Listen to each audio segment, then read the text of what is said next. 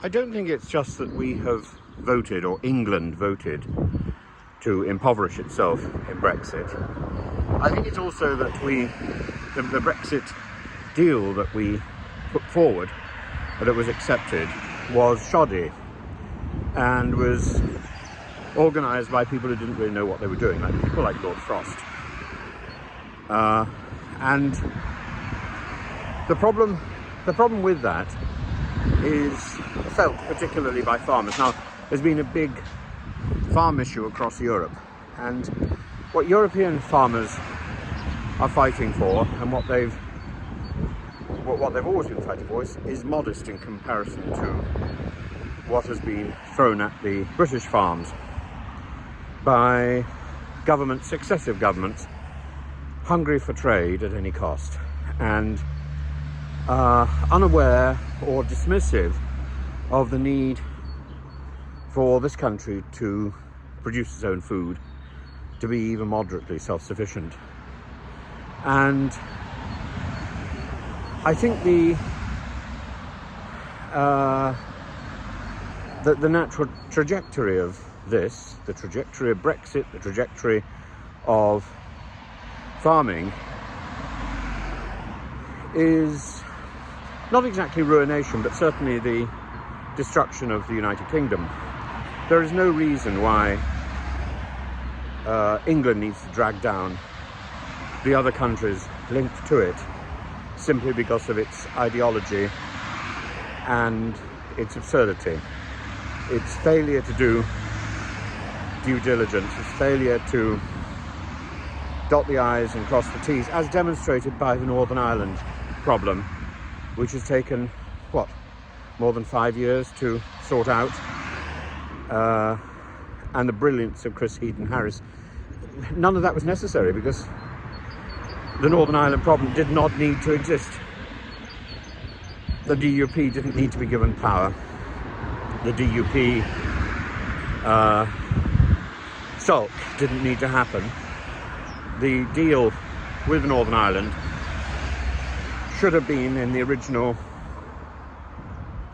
Brexit arrangement, in the same way as the small votes problem, which is so pressing Rishi Sunak, didn't need to have happened. And we're spending all our effort trying to repair the damage that was self-inflicted. And farming is the same. And I've tried to square this circle. I've tried to think, is it possible to save the United Kingdom? Is it possible to see a future for the UK post-Brexit? And the answer is no. There is a future, of course, for England. There's a future for Scotland, probably quite a good one. There's a future for Northern Ireland as part of the reunified island of Ireland.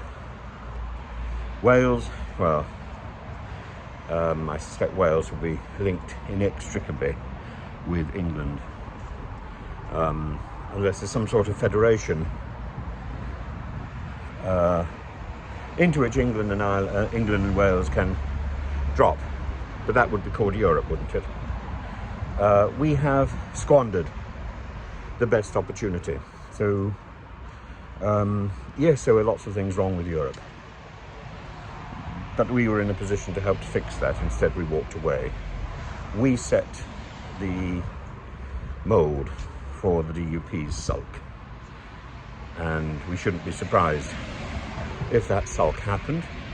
We shouldn't be surprised if other sulks happen, because we've already set that agenda by leaving Europe.